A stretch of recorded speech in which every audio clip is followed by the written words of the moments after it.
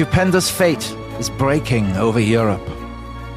For 44 years, since the time we fought for and won the German Empire and our position in the world, we have lived in peace and have protected the peace of Europe.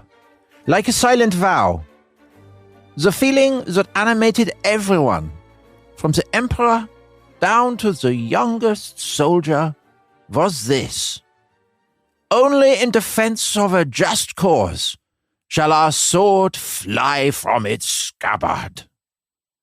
The day has now come when we must draw it, against our wish, and in spite of our sincere endeavors. Russia has set fire to the building. We are at war with Russia and France, a war that has been forced upon us. Now the great hour of trial has struck for our people. But with clear confidence, we go forward to meet it. Our army is in the field. Our navy is ready for battle. Behind them stands the entire German nation. The entire German nation. United to the last man. And indeed woman, he should have said, but he didn't, because this is the 4th of August, 1914, and the Chancellor of Germany, Theobald Bethmann Hollweg, who was dressed in a dragoon's uniform and was addressing the Reichstag. He just wasn't a feminist, was he, Dominic? No, he wasn't at all. Actually, Tom, I felt that reading became more Germanic as it proceeded. There was a bit of Tom Holland in there, but you were progressing basically towards the Kaiser. No, I wasn't. What I was doing there was conveying the sense of a peaceful nation, maybe one of the most cultured, the most intellectually advanced nation in Europe and perhaps the world, slowly mutating into an army of spike-helmeted Huns set on despoiling Belgium. You've gone there straight away. Wow. All right. Well, that's what we'll be talking about today, isn't it? As we begin a mighty series on the First World War.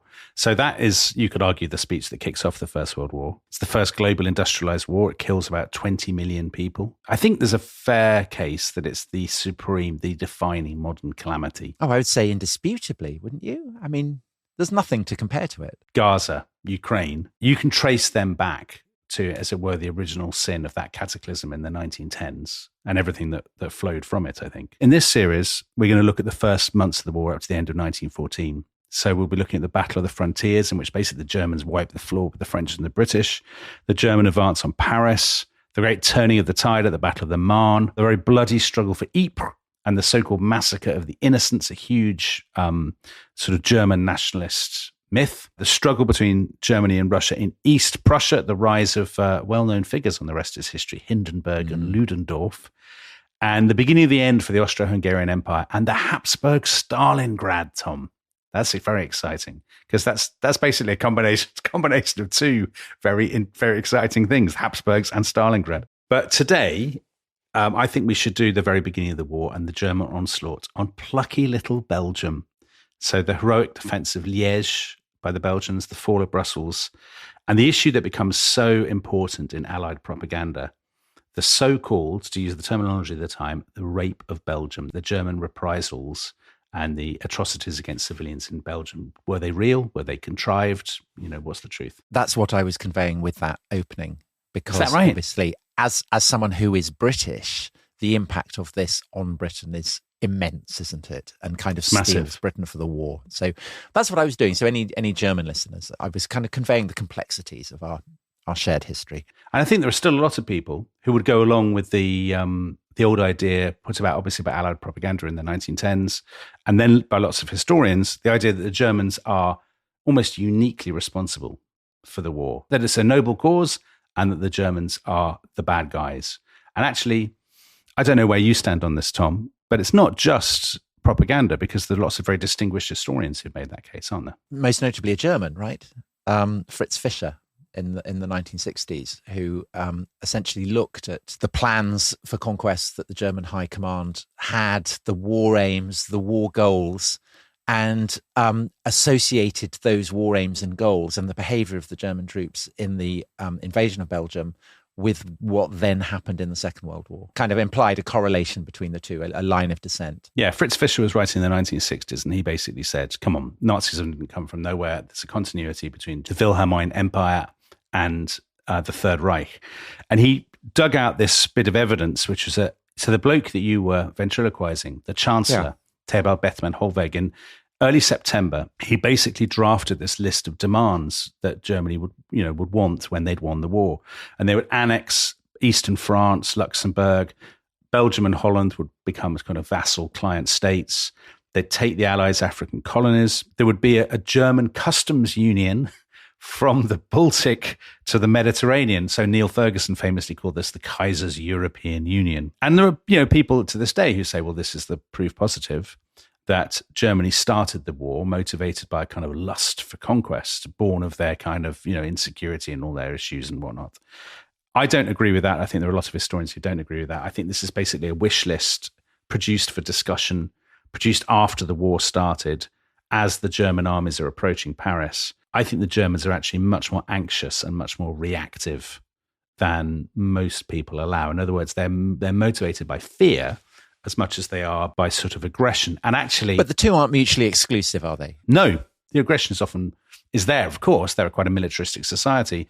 But the aggression, I guess, is exacerbated, heightened by fear. You're more likely to lash out. Yeah. As we will see when they enter Belgium, when they cross the Belgian border. But it's true for all the combatants that all of them are motivated by fear, and the fear feeds into hatred, and the hatred then feeds into aggression. I totally agree with you. And if we remind ourselves how the Germans got to this point, so things have moved quite quickly. On the 28th of June, Franz Ferdinand was assassinated in Sarajevo. On the 5th of July, the Kaiser and Bethmann Hollweg gave the Austrians their blank check. Do what you like against Serbia to punish them. But then actually there's a hiatus of about 22 days where the Kaiser is off on that lovely cruise of his. Yeah, everyone's on holiday, aren't they? Bethmann Hollweg's on holiday too, isn't he? I mean, basically everybody's on holiday. Most people go to spa hotels, but the Kaiser, who loves it, as we know, loves a yachting shoe. He loves a fjord. Yeah, he does love a fjord. So he's gone off to, the sort of North Sea, hasn't he? He's gone to Norway on a yacht. He's gone to Norway. And he comes back on the 27th of July. And he basically, to his surprise, he finds the situation is completely out of control. The Austrians have given Serbia an ultimatum that is designed to trigger a war.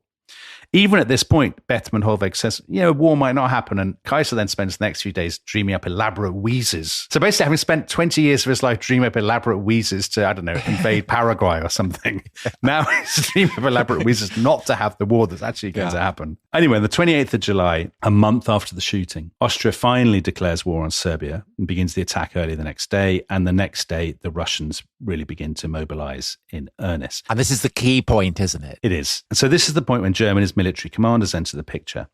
And the key one, who's going to play a big part in this series that we're doing, is a guy called Helmut von Moltke the Younger. So his uncle, von Moltke the Elder, had been the great victor of the Franco-Prussian War. And everybody thinks von Moltke the Elder is absolutely brilliant, fantastic. And everybody basically has spent the last few years saying to von Moltke the Younger, "You're not as good." Yeah, you're not, which plays on his mind, because actually, like almost everybody in this story, it's clearly something in the water in the Edwardian period. He's extremely kind of melancholic and brooding, isn't he? He's a Christian scientist, which I think we talked about last time when he came up. Basically, that's that Jesus was a scientist and science is great. Is that right? I'm not entirely sure. When we do a big series on Christian Science, we'll pretend that we knew all along. Yeah. He plays the cello, which I think is not a warlike thing to do. He's obsessed with the occult and with spiritualism. He's a follower of this lady called Madame Blavatsky. Everyone is. They're all into this kind of mad stuff. I was just thinking about this. His first name is Helmut, and that's a little bit like helmet. Okay, where are you going with this? Well, so the German helmets with the spikes on, I think in the kind of the British imagination, that is the embodiment of Prussian militarism. It is, completely it is. And also he has one of those moustaches where the ends turn up. One thing to say, if people want to picture what the Germans look like and the French and the British, every German has a moustache with the ends turn up. The French all have massive white walrus moustaches, and the British all have kind of reserved clipped moustaches. I thought with this first episode there were some excellent moustaches, but You see, I know what's coming and you don't know what's coming, Tom, because I haven't yet shared the notes. So in the later episodes of this series, when the Russians enter the picture, it's a very different and much superior moustache game. There's a guy called Rennenkamp and Alexei Brusilov, and they have moustaches that basically would not fit on the screen. But that proves my point. So if you want to imagine the Russians, massive moustaches. I mean, the moustaches essentially define the competent nations. That's the key thing. And so Molk, he has this moustache, and because his name's Helmet, also subliminally, it conjures up a sense of him wearing a spike on his helmet. That's what's going on in the head of British listeners, I think. Well, certainly what's going on in your head. I mean, whether it's going on anyone else's head, I do not know. Let's go back to von Moltke. Like a lot of Germans of his class, he is absolutely obsessed with this idea of the inevitable war between Teuton and Slav. So they love talking like this in 1910s Germany. And they're very worried that the Teutons will lose because there are so many Slavs and not enough of them. And so actually von Moltke has spent the last few years saying, well, I hope we have this war quite soon because otherwise we'll probably lose. There are just so many Russians. And also they're haunted by history, aren't they? And the defeat of the Teutonic Knights. They are. Tannenberg. We will come to that. We will come to that. Very exciting. May history repeat itself or be reversed? We will see. We will see. But actually, von Moltke, once the crisis slows up, he doesn't really urge the Kaiser into war. He's been on holiday, of course, during July. In a spa? In a spa hotel, having a rest cure because he's like a lot of these people, he's really ill. So half of these generals actually go into the war like virtually at death's door. And he has already said to the Kaiser, war will be a long, wearisome struggle. It will utterly exhaust our own people, even if we're victorious. Oh, that's optimistic. Fighting talk there. And then at the end of July, with the war just hours away, he says to the Kaiser, I still think we can win, but just so you know, the war could annihilate for decades the civilization of almost all Europe. Oh, brilliant. Well, I look forward to that. As we get to the very end of July, Moltke realizes that the clock is ticking. And this sense of urgency is massively important to understanding what happens in Belgium. And this, like Moltke's sort of brooding melancholy, reflects the broader strategic position that faces the Central Powers. So he is running the most modern, the most formidable military machine in the world. However, there are good grounds for fearing a conflagration, fearing that they might not win.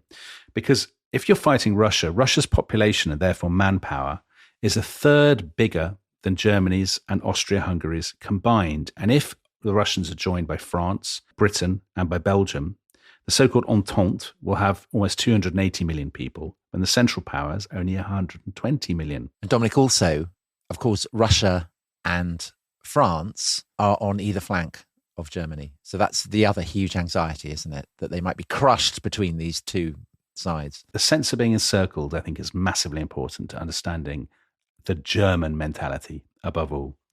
Economically, so you take those two powers on the flanks. France and Russia, their combined GDP is much bigger than Germany's and Austria's, and they have far more soldiers. 6 million soldiers the Entente have.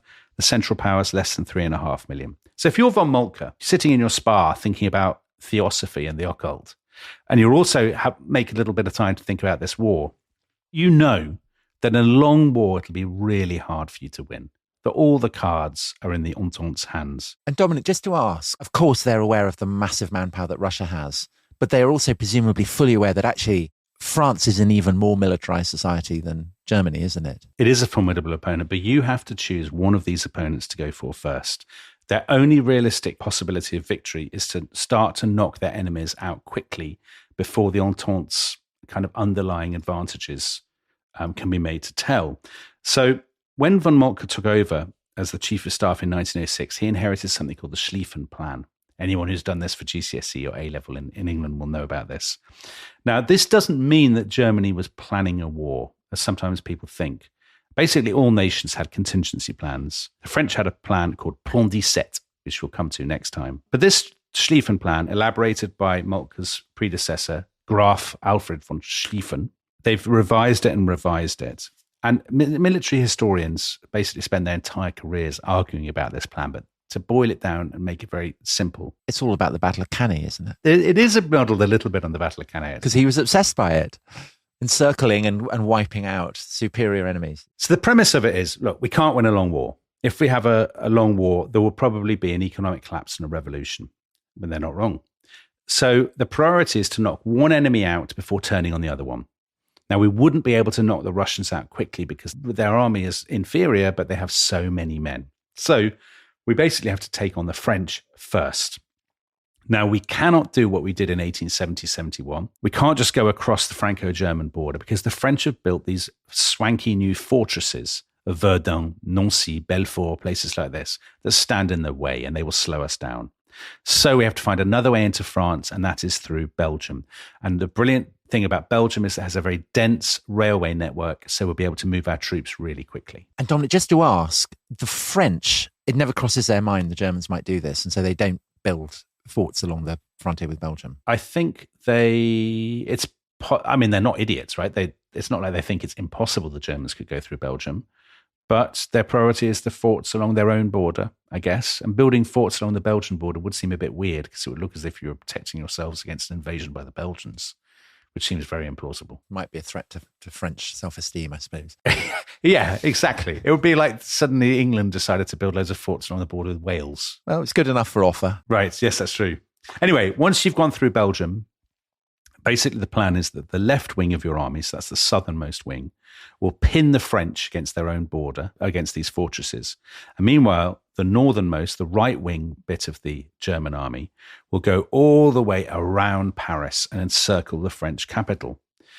That way, we'll crush their army against the frontier, we'll encircle their capital, France will be knocked out, and then we'll use the railways to move all the troops east as quickly as possible to the borderlands of East Prussia and Galicia, where hopefully our Austro-Hungarian allies will have kept the Russians at bay. We'll see how the Austro-Hungarians get on later in this series. Now, we have to do all this in 6 weeks.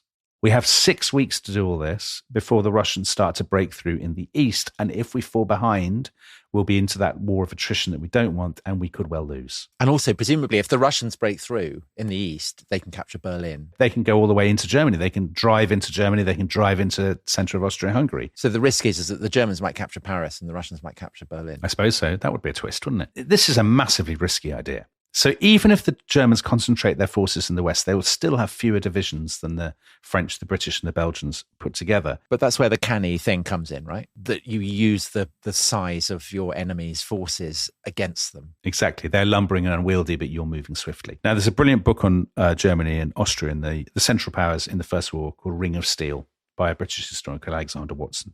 As he points out, this is, quote, a breathtakingly audacious and foolhardy aspiration. Because the French are not nothing.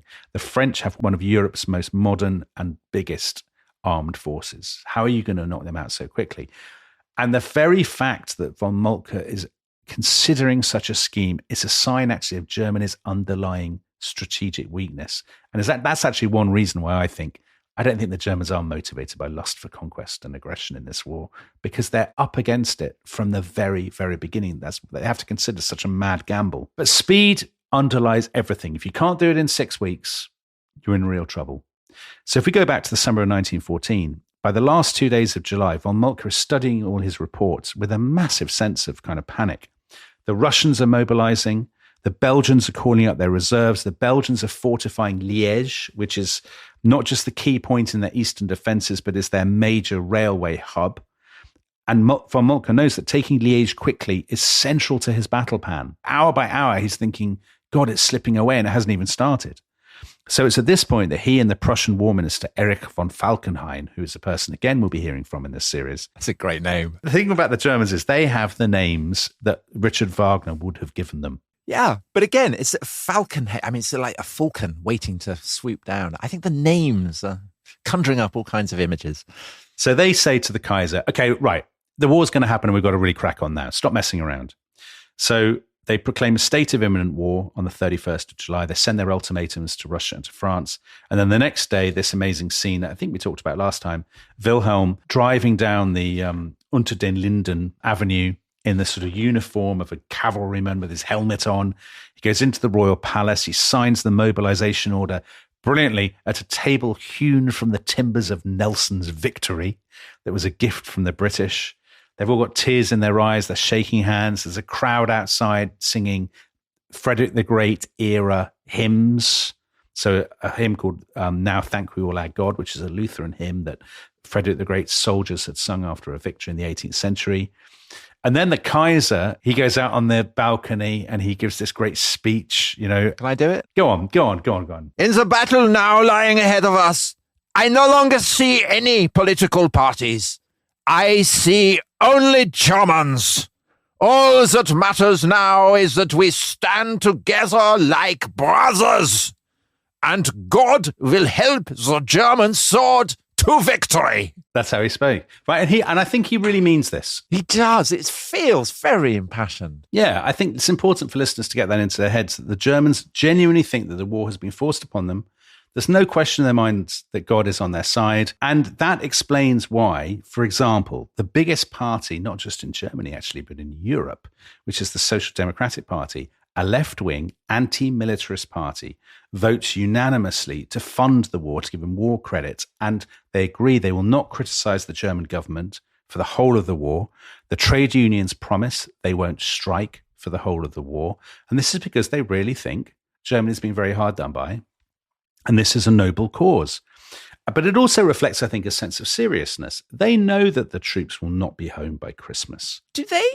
But the Schlieffen Plan requires France to be knocked out within 6 weeks. And then are they not hoping for a rapid victory? Well, here's the thing. I think they're hoping for a rapid victory, but fearing they might not get it against France. But once they've beaten France in 6 weeks, if they manage to pull that off, they're then up against the Russians. And they're one of the sort of premises of their plan is the idea that the Russians will be very, very hard to beat because of their manpower, because they know, you go east and you get lost like Charles XII or like Napoleon in the great vastness of Russia. Best case scenario, you can probably do that in another 6 months, a year. Who knows how long it takes? They are expecting a war to last that long. Of course. And the newspapers in Germany, the Frankfurter Zeitung, over everything hangs a great gravity. In their quiet rooms, wives and young women sit nursing a great fear of terrible things, of what may be to come.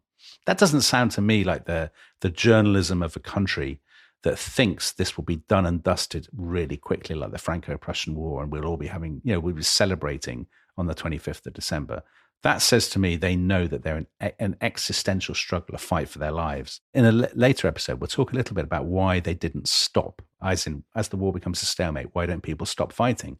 And I think one reason they don't stop fighting is they think, rightly, the survival of our entire society depends on winning this war. And if we lose it, we're finished. And so that's why the famous phrase in that speech that the Kaiser gives is that he no longer sees any political parties. He sees only Germans. That becomes kind of emblematic of the German sense of an entire nation at war, right? Yes, absolutely it does. Absolutely. But if you're a German and you think, well, we're absolutely the good guys in this, there's no doubt whatsoever that we're the plucky underdogs. The one problem you have is that you are clearly breaking international law with your plan to go through Belgium. Because Belgium, to remind people from last time, Belgium's a buffer state created largely by the British, actually, after the revolution of 1830 against the Netherlands. All the great powers had signed treaties to guarantee its independence and its neutrality, first in 1839 and then in 1870. And during the Franco-Prussian War, Belgium had been neutral and independent. And if the Germans go into Belgium, and if the Belgians appeal for help, then Britain is legally bound to offer help, though what form that help will take is ambiguous and undefined. So the British, just to quickly glance across the channel, they've been debating this for the last few days. They're still very undecided. We talked last time about how in the cabinet meetings, some of the British ministers have said, look, if the Germans just go through a little bit of Belgium using the railway and they don't cause any damage and stuff, it's not grounds for us to fight. Churchill, incredibly bellicose in this period, actually said at one point to his cabinet colleagues, I don't see why we should come in if they go only a little way into Belgium. In other words, maybe we can still stay out. The bad thing about all this is there's such a diplomatic fog. Nobody knows exactly what anybody else is thinking. And the Germans don't know what the British are thinking. And so they end up making a terrible mistake, arguably, I would say, the biggest diplomatic mistake of modern history. But of course, the French do know that if the British are to enter the war, it's really vital that the Germans are seen to be the bad guys, the guys who infringe Belgian neutrality. And so they kind of issue military diktats, don't they, that on no account are French troops to enter Belgium, that no French planes are to go enter Belgian airspace or anything like that. It's really vital to France's interests that Germany do this. Exactly. And the French refrain from attacking Germany, from attacking the Germans. They want the Germans to be seen as the aggressors. And so on the evening of the Sunday, the 2nd of August, the Germans make this cataclysmic mistake. At 7 o'clock, their ambassador gave the Belgians an ultimatum. He said, we want our armies to have safe passage on your railway system. We want to take over your border fortresses at Liège and Namur. We're very sorry about this. We will get out as quickly as possible. We'll compensate you for any damage. We'll also pay for our own kind of board and lodging. So don't worry about that. Did no one ever think they could just buy tickets? Can you buy a ticket for like 1 million men? I don't know. Is that possible? Get a discount. It'll be a very amusing conversation at the counter. Yeah. I want to bring a few horses as well. But then the Germans say in this alternative, we'll compensate you, blah, blah. However, if you do stand in our way, we will crush you. And you've got 12 hours to make up your minds. Now, the mad thing is, they could just have gone through the south of Belgium. I mean, it would have been tricky, and maybe militarily it would have been very difficult. But their foreign office, the German foreign office, had said, we think that persuading the Belgians, basically bullying the Belgians into agreeing, is the only way to be sure the British won't intervene. However, this gamble completely backfires because even as nightfall comes, Belgium's King Albert has already made up his mind. And at 7 o'clock the next morning, Belgium rejects the ultimatum. The irony is that to the hawks in London who wanted to join the war, Herbert Henry Asquith and Edward Grey, who we talked about in the last series, this is the perfect issue. It's the perfect casus belli to rally Liberal Party opinion. And so when Edward Grey spoke to the Commons, he made this huge deal about plucky little Belgium. They just want to be left alone and get on with exploiting the people of the Congo. That's, poor Belgium. His pitch is literally liberal interventionism. Literally liberal interventionism. So even before the Germans have fired their first shot, they've handed the British and their opponents a most amazing propaganda weapon, breaking international law, all of this kind of thing. And the next morning, the British duly issued their ultimatum. It's not true that the Germans weren't aware of this. They were very aware of it. So Bethmann Hollweg, when he spoke to the Reichstag, he said, listen, I completely understand why the Belgians and Luxembourg as well. Nobody ever mentions Luxembourg in this story. Poor Luxembourg. We completely understand why they're aggrieved that we're invading them, but we will make good the wrong we're doing as soon as we've attained our military objectives. When you're as imperiled as we are, fighting for everything we hold dear, you can only think of how you'll cut your way out. He's actually furious, though, in private that the British are using this as a pretext. He has this huge argument with the British ambassador, who's called Goschen. That's a very German name, isn't it? I know, everyone's got the wrong name. Because this was a feature of the diplomatic exchanges, is that the Germans all had French names and the French all had German names and so on. And the generals are just as bad, right? When we get to General von Rennenkampf. He's Russian. Yeah, exactly. Right. And of course, a Field Marshal French. Yes, who hates the French. Who hates the French more than anybody. So anyway, the ambassador and Bethmann Hollweg had an argument. And Bethmann Hollweg said to him, you are fighting just for a scrap of paper. It's another German gaffe. Because yet again, the British turn it into a great propaganda weapon. It features very heavily on posters. You can Google them and you can see, the references to the scrap of paper, although not as much as a gift as what the Germans get up to in the second half of this episode. Because in Belgium itself, the pace has quickened. At 8 o'clock that morning, so we are on the 3rd of August, Monday the 3rd of August, 1914, the first German units crossed the Belgian border. And at midday, King Albert formally appealed to Britain as the guarantor of Belgian independence. And then he got on his horse. He's wearing full uniform. He leads this procession, including his wife and his 12-year-old son, who's dressed in a sailor suit, through the center of Brussels. There are huge crowds of people cheering, some weeping, waving Belgian flags, the kind of tricolour of Belgium. And he leads his family into the Belgian parliament. And it truly is an amazing scene. The deputies are all on their feet. They're chanting and shouting, Vive le roi, vive la Belgique. And he goes up to the sort of the rostrum and he says, not since 1830 has our country faced such a grave peril. The integrity of our homeland is under threat. The task will be hard, but we stand prepared for the greatest sacrifices. And then he looks out and he says, gentlemen, are you determined at any cost to preserve the sacred heritage of our forefathers? And as a man, they get to their feet and they're all shouting, we. Fine words, Dominic. But when you have the mightiest army the world has ever seen preparing to cross your frontier, are words enough? And what horrors may lie in wait for the people of Belgium, who we are legally obliged to describe at this point as plucky? We'll find out after the break. This episode is brought to you by Sega and Creative Assembly. To celebrate 25 years of creating award-winning video games, Total War, Rome 2 and Total War Rome Remastered will be on sale on Steam. Get Rome Remastered at 75% off and get Total War Rome 2 for 80% off from the 21st of August to the 4th of September. Visit Steam and search for Total War Rome to buy now. The discount is valid for a limited time only. Terms and conditions apply.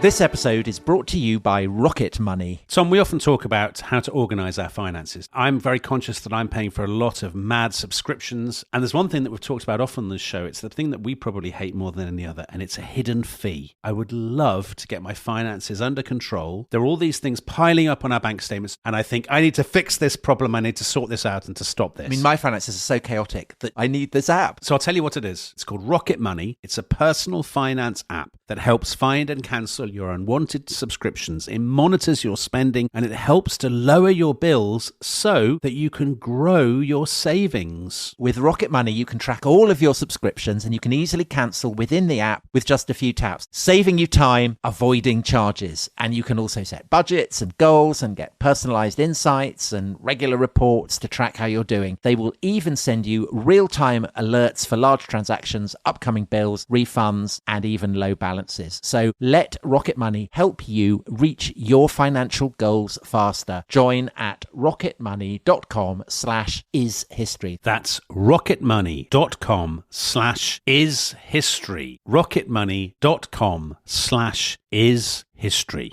¿Hablas español? Sprichst du Deutsch? Kan du norsk? If you used Babbel, you would. Babbel's conversation-based techniques teaches you useful words and phrases to get you speaking quickly about the things you actually talk about in the real world, with lessons handcrafted by over 200 language experts and voiced by real native speakers. Babbel is like having a private tutor in your pocket. Start speaking with Babbel today. Get up to 55% off your Babbel subscription right now at babbel.com/Spotify. Spelled BABBEL.com/Spotify. Rules and restrictions may apply.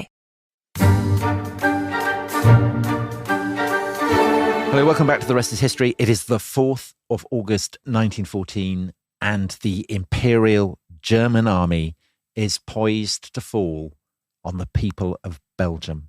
Dominic, give us some sense of what exactly this means. So this is an invasion unprecedented in human history. Von Moltke is unleashing 750,000 men in 3 armies.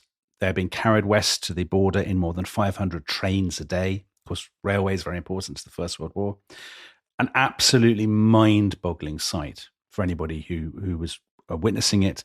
These columns of grey infantry, many of them, Tom, in those spiked helmets that you like so much. A columns 50 miles long, followed by horses and trucks and artillery.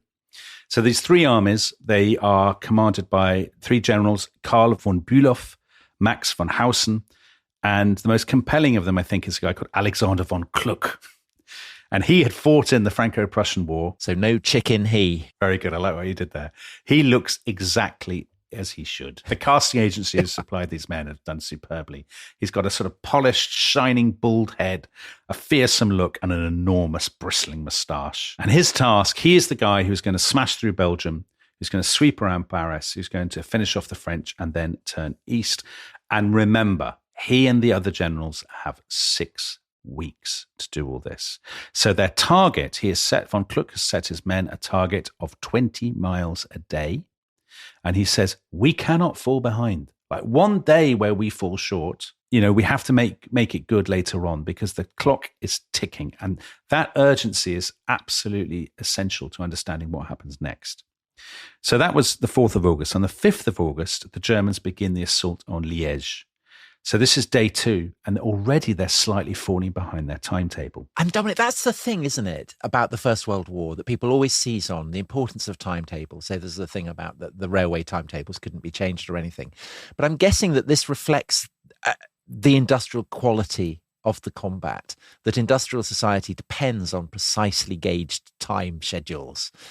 And it must provide the German High Command with a degree of pressure that no army previously had ever had. People hadn't operated to these kind of timetables. Absolutely not. I think they go into this war under greater time pressure than any other combatant, arguably, in history. Yeah. They can't be like a sort of 18th century army who sort of have a little campaign in the summer and then go to their winter quarters, do a bit of hunting on the side or something. And maybe the war will take 20 years. They're not Charles the 12th. They can hear a ticking clock in the back of their heads the whole time. Now, Liège has a garrison of 40,000 men. It's far more formidable than the Germans had expected. The first wave of men the Germans sent in from Westphalia and Hanover meet withering Belgian fire and are just cut down. So these scenes are described in Max Hastings' brilliant book. I know you're a massive Max Hastings fan, Tom. Catastrophe. And he describes how line after line of German infantry advance on this fortress. And a quote, this is a Belgian officer, "We simply mowed them down. They came on almost shoulder to shoulder until as we shot them down, the fallen were heaped one on top of the other in an awful barricade of dead and wounded men." And you'll hear sentences like that again and again in this series about people who basically, their officers just say, this is going to be a bit like the Napoleonic Wars. Come on, lads, go for it. And they all go for it. And about 10 seconds later, they're all dead in an enormous heap. And the Germans, I think, learned that lesson pretty quickly. Quicker than the French and the British, perhaps. Certainly quicker than the French. I mean, the French, as we'll see in the next episode. What's not like the Napoleonic Wars, though, is what happens the next day, right?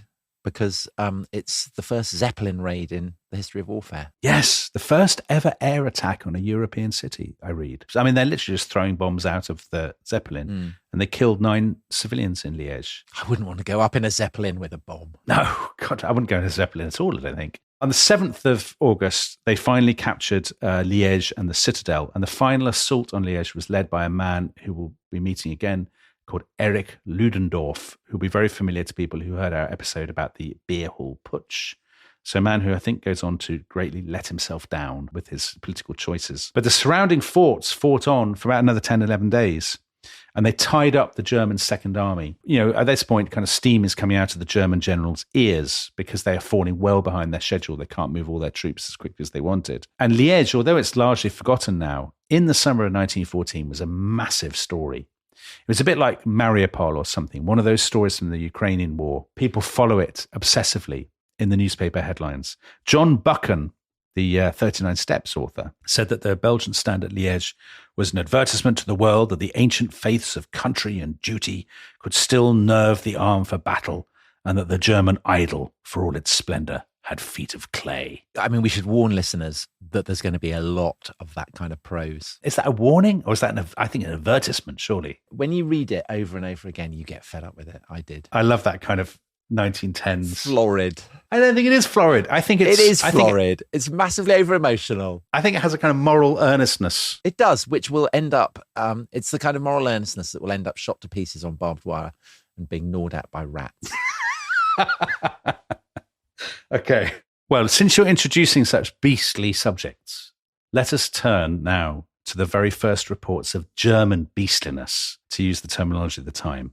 These reports start in Liège. So on the night of the 4th of August, so right at the very beginning of the war, the Germans had moved into the nearby village of Bernau, and they hear reports of unexplained gunfire in the night, and there are rumours that reach the Germans that 12 of their men have been shot. So the next day, they round up suspected culprits in the village. They get about 10 of them, and they shoot them, including an entire family of 5 that they found hiding in a cellar. Why are you hiding in a cellar? Very suspicious. We'll just have to get rid of you. The next day, the Germans in a nearby hamlet, Saint-Adelin, a Belgian shell landed in the hamlet and it wounded some of the Germans who were billeted there. And this time, the Germans said, well, probably the guy who gave our position away was the local teacher. And they got him and his family, rounded them up, and they shot them. So this all sets the tone for what is to come. So in the next few days, in the village of Sumagne, more than 100 people, Belgian civilians, are shot or bayoneted.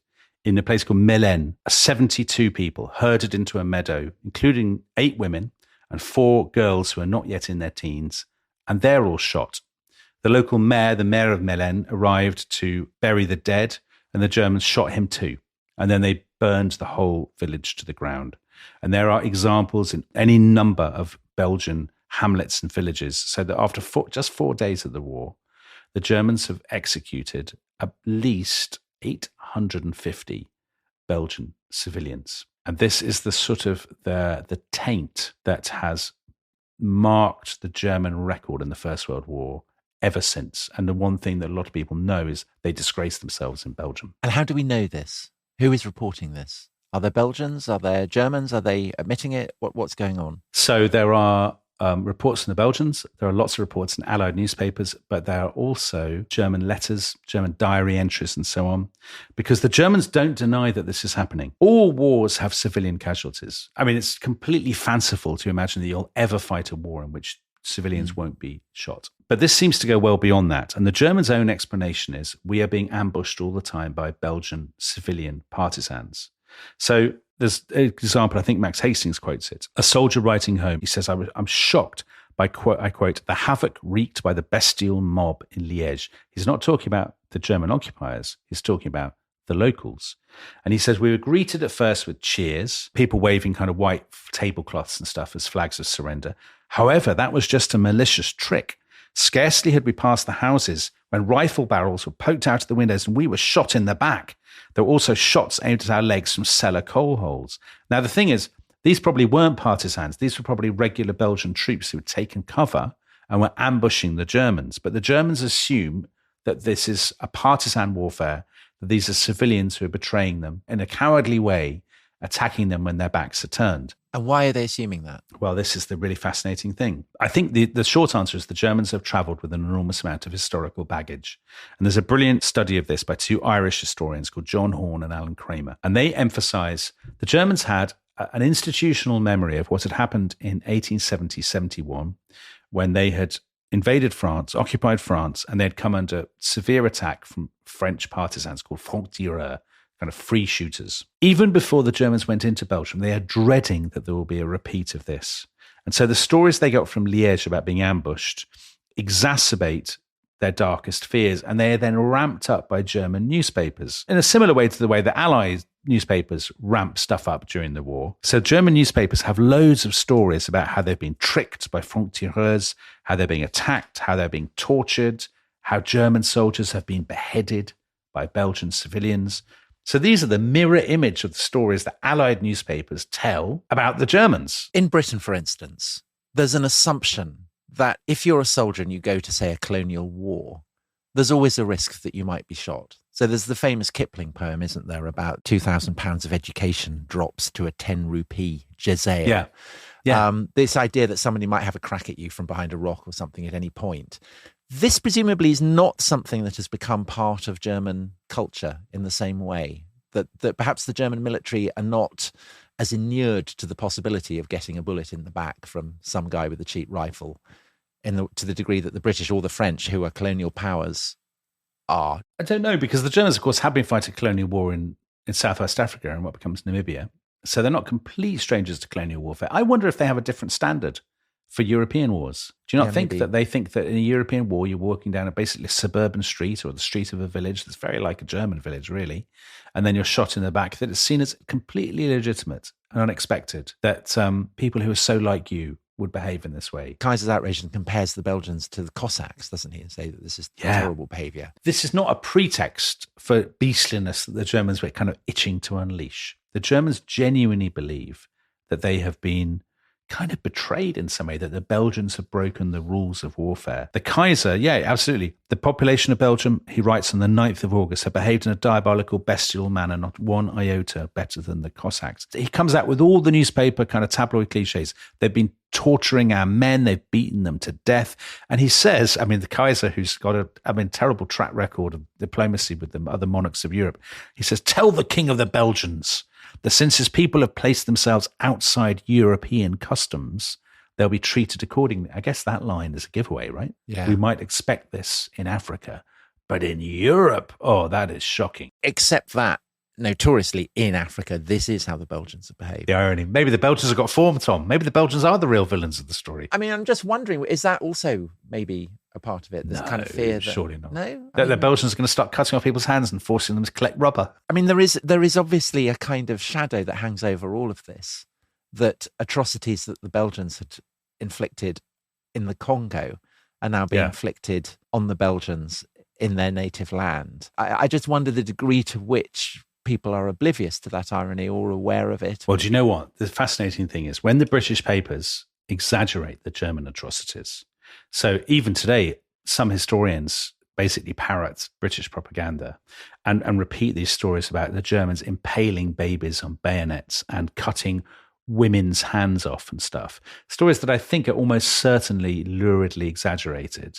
Because, they are doing mass shootings and things, but they're not doing all this. These stories, as Alexander Watson points out in his book Ring of Steel, these stories are directly inspired by newspaper reports about what was going on in the Congo. Unbelievable. They're basically taking the stories about what King Leopold's men had been doing in the Congo and just changing the names and making the Germans the bad guys and the Belgians the victims. It's really remarkable. To go back to the German soldiers, I think there's an image in the popular imagination that most of them are hard-faced, kind of hatchet-faced, stormtroopers in waiting. But actually, as Horn and Kramer point out in their study, a huge proportion of the German soldiers are teenagers. They've been mobilized in haste. They've been very quickly and poorly trained. Most of them have never been abroad. They are excited, frightened, confused, and they're also often drinking heavily. Because as they go through a town, they'll obviously, soldiers always do this. They'll loot the local shops. They'll get stuck into the kind of Belgian beer or whatever. So they're a little bit tanked up. And then when somebody shoots at them, they lose their temper very, very quickly. But it's also driven from the top. So by the 12th of August, von Moltke is issuing a solemn warning. Any Belgian civilian suspected of what he calls atrocities will be immediately shot under martial law. And the Germans effectively, by this point, are running a formal policy of mass reprisals, even though this is forbidden by the Hague Convention. They're carrying out collective punishment for individual actions. And there are just endless stories. Max Hastings lists a lot of them. Bazai, 11th of August, the Germans shoot 25 people. They burn 50 houses. Visay, 16th of August, they shoot 42 people. A particularly grim story, a place called Tamines, which is on the River Sambre, on the 22nd of August. So here, what's happened is the Germans moved in. The people in the village defied the Germans, basically didn't obey their orders. They didn't shoot them, but they just didn't obey their orders. They didn't collaborate. And they started chanting, Vive la France. So a Belgian inquiry later found out what happened next. The Germans herded 400 people in front of the church. They lined them up. They opened fire with a machine gun. And the next day, the people who were left in the village were ordered to assemble at the church to gather the bodies and bury them. And the German officers stood there drinking champagne while watching this happening. Now, the inquiry that the Belgians convened claimed that 600 people in total were killed in this. In fact, modern historians put the death toll at less than 400. And that tells its own story that so much of this was later sensationalized and exaggerated that it is quite hard sometimes to get at exactly what happened. However, you asked about how we know, and I mentioned German letters and diaries. And it is really important to say that German officers themselves write about this. So there are a couple of examples. A guy called Count Harry Kessler. He says the inhabitants of Say, or Sales, attacked our pioneers building a bridge and they killed 20 of them. As a punishment, 200 citizens were court-martialed and shot. Isn't there a story also that the Germans take hostages and put them on the bridges to stop them being destroyed? Which I think is perfectly plausible. You might well do that. There's a guy in Leffe called Franz Stiebing.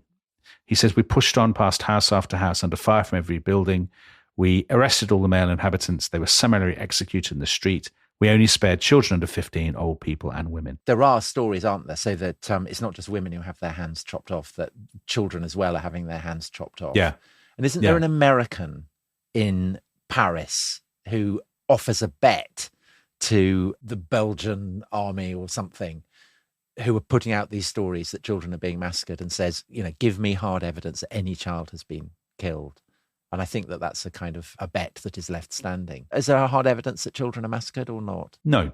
I think some children are definitely swept up in these shootings. I don't think there are zero targeted. Children. There's no target. But they're not targeted. Of course, they're not targeted. And probably about 5,500 people were killed in Belgium, and another 1,000 in France, and about 15,000 people were probably deported to Germany. And some historians have said, gosh, this is dreadful. This is a preview of Nazism. But actually, you ask about, are people being deliberately targeted? Is this a sort of descent into total savagery? I don't think it is. If you look at Alexander Watson's book, he quotes a lot of people who talk about carrying out these reprisals. So he's got a brilliant example of a rifleman called Wilhelm Schweiger, who's from a small town in northwestern Germany, and he was killed and he left a diary for his fiancée. And he describes coming under attack on a night patrol. And he says, we found the house that we thought we were being shot at from, and we burned it down. We shot everybody who came out. And he says, we were really angry, all this kind of thing. But then he goes on to say, it was terrible, quite terrible. I did my duty and I obeyed orders, but it's dreadful. If only this horrible war is an end. And you see that a lot, I think, in German letters and diaries. The people say, it's dreadful that we have to do this. I don't enjoy doing it at all. It's not an exercise in sadism. It's very different from the sentiments in the Third Reich, where you're being told that what you're doing is kind of important racial hygienic cleansing, and it's a noble thing to do, and all of this. These people feel bad about what they're doing. They all know they feel bad about it. The officers feel bad about it because the officers, as Watson says, they have an aristocratic honor culture. They see themselves as chivalric knights. He gives an example of another guy, Major General Koch. His division shot more than 200 Belgian civilians.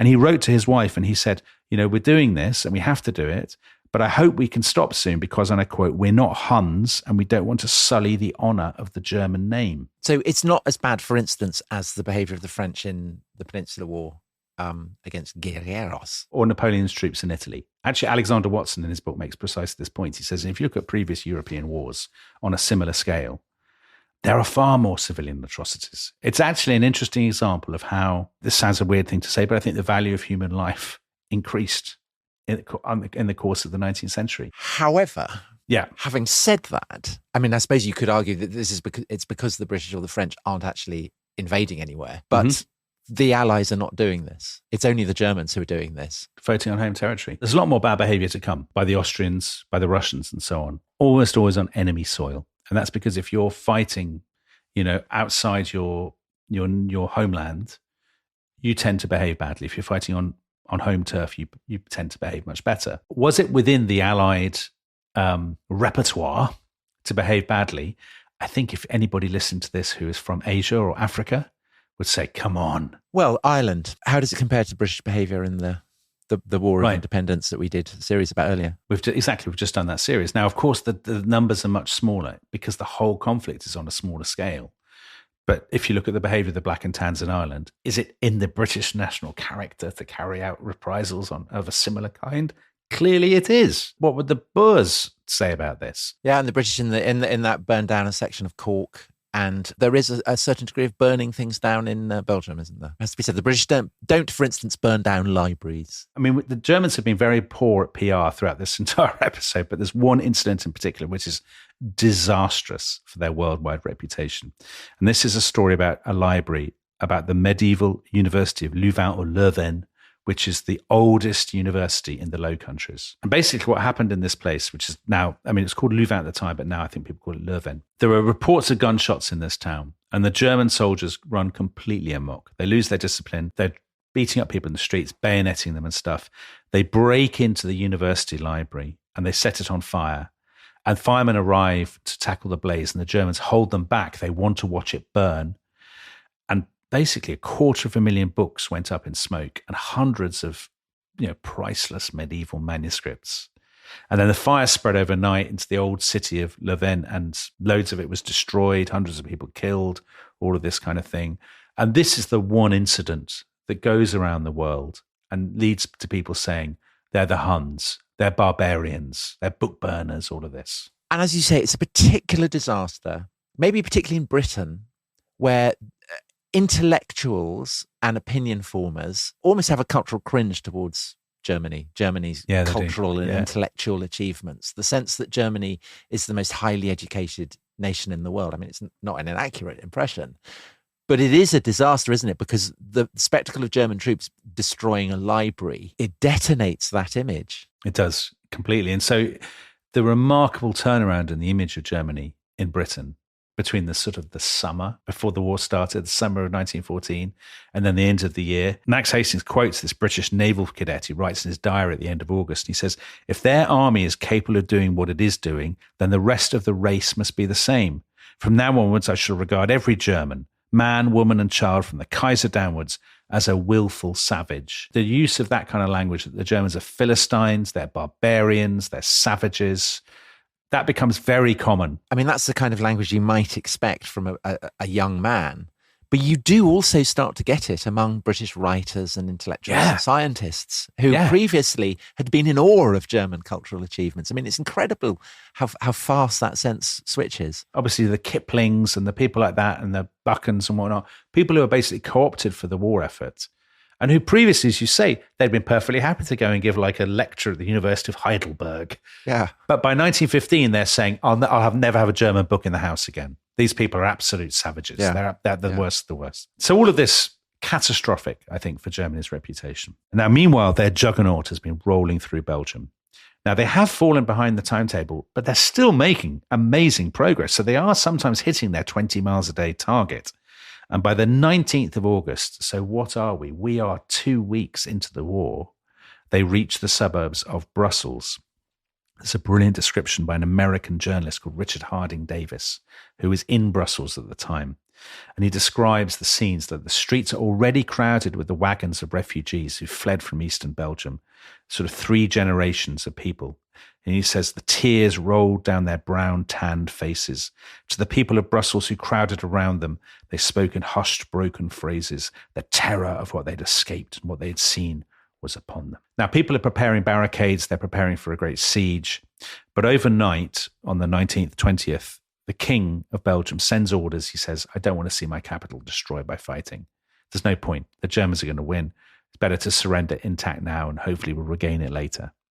So at 11 o'clock the next morning, this guy, Harding Davis, this American guy, he watches the German advance guard coming down, ironically maybe, the Boulevard Waterloo. And he says the advance guard was 3 men, a captain and 2 privates on bicycles. Their rifles were slung across their shoulders. They rode unwarily with as little concern as the members of a touring club out for a holiday. So these guys on bikes come down, and then behind them comes the might of General von Kluck's army. He has an amazing description. This was a machine, endless, tireless, with the delicate organization of a watch and the brute power of a steamroller. And for 3 days and 3 nights through Brussels, it roared and rumbled, a cataract of molten lead. That is so good. And it so sums up everything that people admired about Germany. And you can see how that admiration could turn into fear. The idea of it being as delicate as a watch and as powerful as a steamroller. I mean, it's perfect. He has this description. They're singing, the Germans, Vaterland, mein Vaterland. He says their iron-shod boots beating out the time like the blows from a giant pile driver. The sight was uncanny, inhuman, a force of nature like a landslide, a tidal wave, or lava sweeping down a mountain. It was not of this earth, but mysterious, ghost-like. It carried all the mystery and menace of a fog rolling towards you across the sea. That's brilliant. And so Brussels has fallen. Ahead lie the fields of Flanders. Beyond them, the valley of the Marne. And beyond that, the ultimate prize, Paris. But Dominic, as you have been saying, the clock is always ticking down. And I suppose the huge question is, will the Germans make it in time? And also, an even more important question, what of our own plucky countrymen, the British? If you want to hear not just the next episode, but all 6 episodes of this epic series in one go, then you can join our very own crack Teutonic division, The Rest is History Club, at therestishistory.com. Auf Wiedersehen. Auf Wiedersehen.